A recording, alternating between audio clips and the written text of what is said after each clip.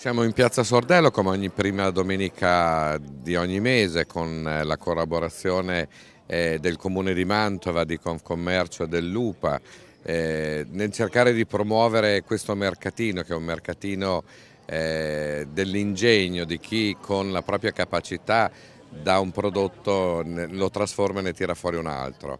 In collaborazione con questi cerchiamo di promuovere il territorio, quindi di proporre anche piatti legati al territorio come il risotto all'ora di pranzo e il salame con la sbrisolona salata nel momento dell'aperitivo, perché l'associazione cerca di promuovere anche i prodotti del territorio. Ci sono espositori un po' da tutta Italia, ovviamente sono più vicini a noi come Milano piuttosto che Bologna e come Modena, da chi lavora con i gessi profumati, a chi intaglia il legno, a chi addirittura con oggetti di computer sta facendo dei monili, piccoli oggetti, alla ceramica, al tessuto, alle borse fatte con dei nodi particolari.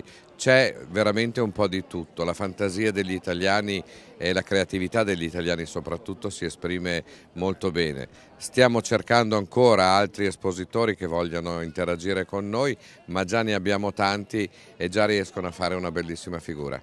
Siamo qui oggi a questa manifestazione, partecipiamo con la nostra azienda Vinicola Negri. Siamo produttori di lambrusco mantovano in varie tipologie, quindi sia come metodo classico, come metodo Charmat, come raccolta tardiva e come passiti. Siamo qui perché siamo di supporto tutte le prime domeniche del mese a Vere Terre e cerchiamo con i nostri vini di esaltare i loro piatti.